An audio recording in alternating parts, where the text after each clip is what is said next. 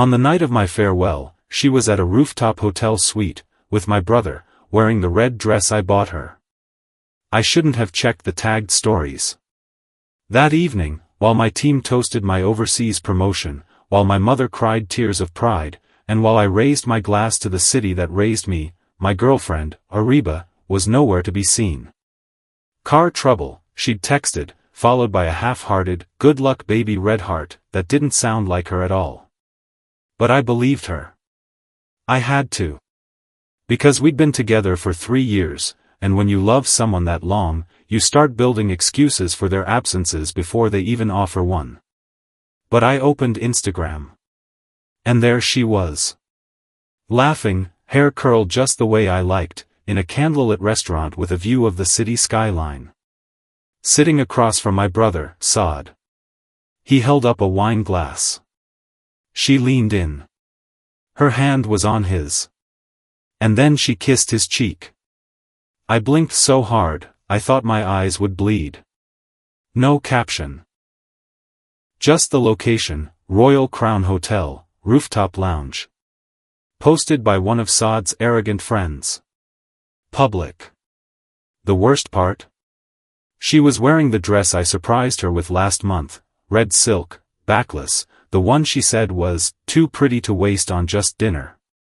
She was supposed to wear that for me. And Saad, he knew. He'd always been the golden boy. My favorite son.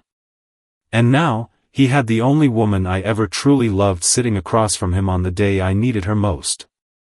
I didn't storm out. I didn't scream. I smiled. And that's when I knew, I wasn't going to leave for my new life just yet. I was going to destroy them first. You don't fall in love expecting to be betrayed by family. Ariba wasn't just my girlfriend. She was my person. The kind of girl who made average things feel like rituals, morning chai with her meant soft music and leg brushing under the table. Sunday walks became little memory capsules when she reached for my hand like it belonged to her. We met in college. She was studying architecture, I was finishing business school. What started as an accidental lab pairing became daily coffee runs, then long nights talking about our dreams and our fears. Hers was to design a house of her own one day. Mine was to make enough money that she'd never need to ask anyone for anything. I made that promise silently every time I saw how hard she worked. Every time her parents made her feel like her ideas were cute hobbies. I wanted to give her a life where she could create without begging for approval. My brother Saad was the opposite of everything I worked for. He was effortless. Good-looking in the way people trust instantly. A flirt by default. He was the eldest, the pride of our parents. Even when I graduated top of my class, my father said, Saad could have done that too, if he cared. They said it with admiration. He never did care. He drifted through startups, failed ventures, stock market gambling. But when he laughed, people laughed with him. When he walked in a room, women turned. Including Ariba. No, wait. I thought she wasn't like them. She hated him in the beginning. Your brother gives me smarmy playboy energy, she'd once said, wrinkling her nose. I laughed. I believed her. Sometimes she'd help him, once with a brand logo for one of his short-lived businesses. Another time, with his apartment decor. She claimed it was to build goodwill in the family. I noticed how they'd linger during family dinners. How her laughter grew louder when he joked. How he'd always compliment her in ways I never did. You're glowing today, he'd say. Shut up, she'd giggle. I swallowed those moments. Because that's what we do, right? We choose love over suspicion. Even when the gut burns. Even when every instinct tells us we're being made a fool. Then came my promotion. A top investment firm in Dubai wanted me. It was my dream job. I told Ariba first. Her smile didn't reach her eyes. Dubai, she said. That's far. It's a huge step up, babe. I'll visit every month. You can join after a few. She never said no. Never said yes either. I should have seen it. She grew distant in those last weeks. More busy. Less responsive. But she still said, "I love you." Still curled into me when she slept. I wanted to believe she was scared of the distance, not of losing me. Then Valentine's came.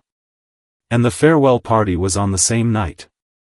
She said she'd come after a quick dinner with her cousin. I offered to drop her, but she insisted she'd Uber. She kissed my cheek and whispered, "I'm proud of you." That was the last time she looked at me like I was enough.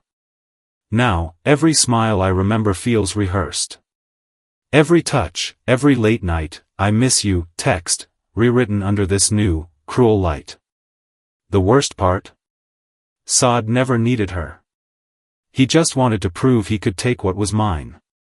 And maybe she let him.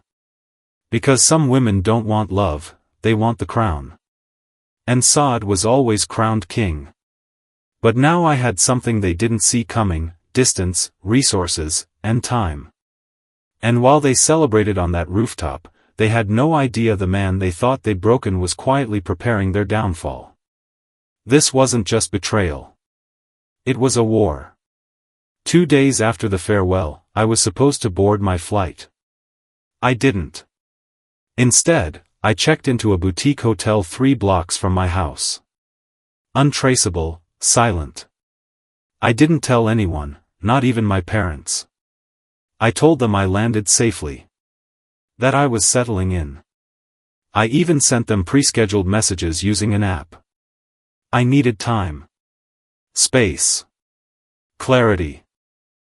Mostly, I needed the truth. Ariba messaged me 4 times the next morning after the party. "I'm so sorry I missed it. Things got hectic with my cousin's car. It was raining and can I see you before your flight? Please call me. Please." I didn't respond. I couldn't, not until I knew. The image from the tagged story, the red dress, the rooftop, the cheek kiss, played on loop in my mind. But it wasn't evidence. It was an implication. Suspicion. And if I was going to burn bridges, I needed to make sure the fire was worth it. So I did something I swore I'd never do. I hacked Saad's iCloud. It wasn't hard. He used the same password for everything, our childhood nickname for our dog, Tyson 123. Pathetic. What I found in his hidden album made my lungs seize. Photos. Dozens of them. Ariba, lying across his couch in the blue sweater I thought she lost. Ariba at the beach, sunglasses tilted, and his arm around her waist. Ariba fell asleep in his bed, curled into his chest. Some of the photos were time-stamped while I was out shopping for her birthday surprise last month. While I was writing her cards. While I was putting deposits down for the couple's trip to Turkey we had planned for the following year. Then I saw a video. My thumb hovered. I didn't want to open it. But I did. It was blurry at first, then focused on a hotel bed. Ariba was laughing, half covered by a sheet. Saad's voice behind the camera. "Tell me again, who do you really love?" She laughed. Rolled her eyes. Then she whispered. "Don't make me say it." "Okay, you. Happy?" He snorted. "And your little boyfriend?" "Ariba, he's sweet. But come on, he'll be in Dubai. He won't even notice." The screen dimmed in my hand. My throat closed up. She didn't even hesitate. Suddenly, the night I proposed over ice cream last year meant nothing. Her tears when I told her I got the Dubai job. Nothing. The way she kissed me under fairy lights on my birthday. Nothing. I didn't cry. I didn't scream. I saved the video to a hidden folder. I created backups. And then I stared into the mirror for a long time, memorizing the face of a man who once believed love was enough. Because that man had died. What rose in his place was someone they would never see coming. But before revenge, I needed to watch them squirm. I turned off read receipts and sent a single message to Ariba. Sorry for the silence. I was just overwhelmed. We'll talk soon. Maybe in Dubai. She replied instantly. Of course. I've missed you so much. Let's FaceTime tonight. I stared at the screen, watching the dots appear. Disappear. Then reappear. I love you. I locked my phone. And then I booked a reservation, at the same rooftop hotel from their Valentine's date. 2 nights later, I went. Alone. Dressed in a dark suit. Hair slicked back. Just another man with a drink and a view. And sure enough, at 9:15 p.m., they walked in together. Saad and Ariba. She was wearing white this time. Hair curled. Smiling like she had no idea she was about to lose everything. I didn't approach. Not yet. Instead, I slid my phone out and started recording from the shadows, his hand on her thigh, her giggle as he whispered in her ear. I sent the video to myself. Labeled the file, Queen and Crown. Then I called the waiter, slipped him 100, and said. Send them the most expensive champagne. And this card. On the card, I'd written just one line. Don't forget to toast to betrayal. I saw everything. 5 minutes later, I watched her face crumble as she read it. Saad snatched the card and scanned the room. I disappeared into the elevator. And smiled for the first time in days. They were no longer celebrating. They were afraid. I thought I was the only one they betrayed. I was wrong. The fallout from the rooftop card came faster than I expected. Ariba stopped calling. Saad, for the first time in years, showed up at my apartment. Huffing, puffing, sweating. But I never opened the door. Just watched him through the peephole as he slammed his fist against the wood and shouted. We need to talk. This isn't what you think. Coward. But then things took a turn. 2 days later, my mother called. Her voice was sharp, trembling. Where are you? Why did you cancel your flight? I played dumb. Cancel? What do you mean? She paused. Saad told us everything. That you're having a mental breakdown. That you're spying on him and Ariba because you're jealous they're getting engaged. I froze. What? He showed us screenshots, Hassan. Messages you apparently sent her. Disturbing ones. Threats. I sat down. He was flipping the narrative. And he was fast. I checked my old messages. They'd been altered. Screenshots fabricated with apps, ones I'd told Saad about years ago while testing startup ideas. He was using my own tech knowledge to destroy my credibility. It got worse. My father called next, asking why I'd disrespected Ariba, and saying if I was still hung up on her, I needed serious help. According to him, Saad had proposed and Ariba was terrified I'd ruin it all. I nearly laughed. Terrified of me? No. She was terrified of the truth coming out. The moment I ended the call, I started digging deeper, into both of them. Socials. Financials. Emails. And I found something interesting. Ariba hadn't just been sleeping with my brother.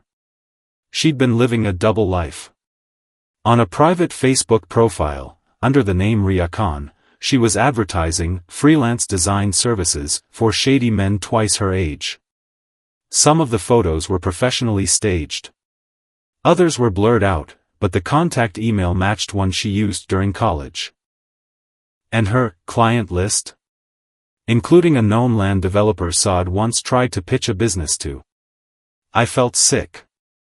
Was this ever about love? Was I just a backup plan in case the con fell apart? But I wasn't done. A week after the rooftop encounter, I showed up at Saad's so-called startup launch dinner, uninvited. He was stunned when I walked into the hall.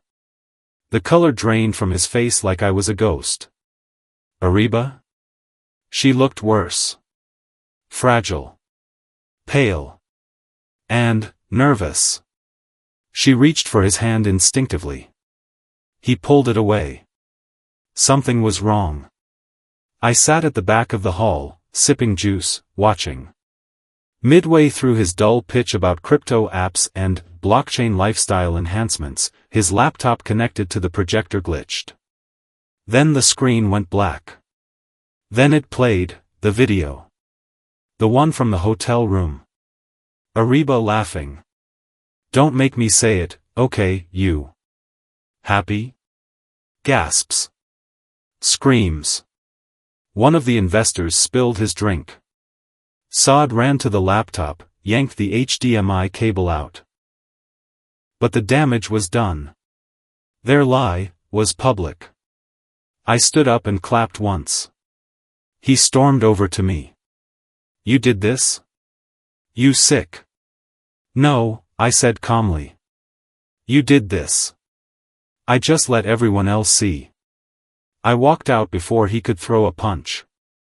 And it would have ended there. But life has a way of twisting the knife deeper. That night, Ariba came to my apartment. She looked hollowed out. No makeup.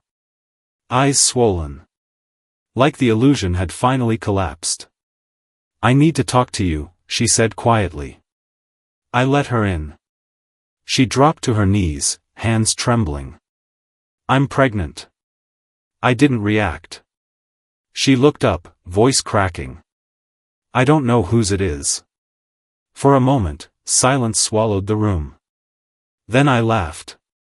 Not out of joy. Not out of pain. But out of complete, unhinged disbelief. She blinked, tears spilling. I swear, Hassan, I didn't mean to hurt you. He said he'd help me. With my career. My family. I was scared you'd leave for Dubai and forget me. So you slept with my brother? Her voice broke. I thought he was temporary. But then he proposed. My parents approved. Yours did too. I felt trapped. I was trying to fix it. She was spiraling. Reaching. Flailing for excuses like branches in a fire. And then, almost too softly to hear. Part of me hoped it was yours. I stared at her. You'll never know now. Her eyes widened. What? I got a vasectomy 6 months ago, I lied. You, what? I leaned closer. Before I even told you about Dubai. Because I wanted to be sure I didn't bring a child into a world this broken. She gasped. And then she collapsed, sobbing into her own hands, whispering, no, no, no, over and over like a broken prayer. It was a lie. Of course. But she didn't know that. And I had no intention of telling her. Because whatever game they thought they were playing, I had just flipped the board, and broken every piece. Love makes you blind. Betrayal teaches you to see. And revenge? Revenge sharpens your vision to every weak point they never knew they had. After the pregnancy bombshell, I vanished again. No messages. No confrontations. No threats. I made myself the quiet shadow. Ariba tried reaching out daily. Missed calls. DMs, emails titled, "Please talk to me, I'm scared." Saad, too, turned desperate. He posted a photo of us from childhood with the caption, "Brothers fight, but blood is thicker than heartbreak." It wasn't for reconciliation. It was bait, for the public, for investors, for family. He needed to repaint himself as the victim. But I didn't respond. Let them sweat. I began leaking evidence anonymously. First, a tip-off to a gossip page that Ariba was engaged to her ex's brother, while sleeping with both. I included one pixelated image, her laughing in Saad's lap, blurred enough to create speculation, but clear enough to set tongues wagging. The post exploded. Comments flooded in. Wasn't she dating the younger one? Wait, she's pregnant? Whose is it? Always knew Saad was shady. Then came the second leak. A whistleblower email to one of Saad's lead investors, attaching 2 edited financial sheets. Saad had falsified quarterly revenue projections. Slight adjustments, yes, but enough to legally qualify as investor misrepresentation. Guess who created those fake docs? Ariba. She was listed as brand strategy consultant on the last pitch deck. The investor pulled funding within 48 hours. Saad's entire startup structure collapsed like a house of lies. He blamed her. She tried to deny it. They fought, loudly, publicly, in the parking lot of a luxury cafe. Someone recorded it. Posted it to TikTok with the caption, "When your girl ruins your fake company and blames the baby." 5 million views in 12 hours. They were no longer just humiliated, they were a joke. I invited my parents to dinner. Calm. Civil. "I want to apologize," I said. "You were right to believe Saad. I was unstable." My mother teared up, grabbed my hand. "Oh beta. I'm so glad you're healing. But there's something you should see." I handed them a flash drive. On it were the full video from Saad's hotel room with Ariba. The bank transfers between Ariba and her real clients, men who had paid her for consultation that looked more like companionship. The photos. The pregnancy voicemail, Ariba saying she didn't know who the father was. My father's hands shook.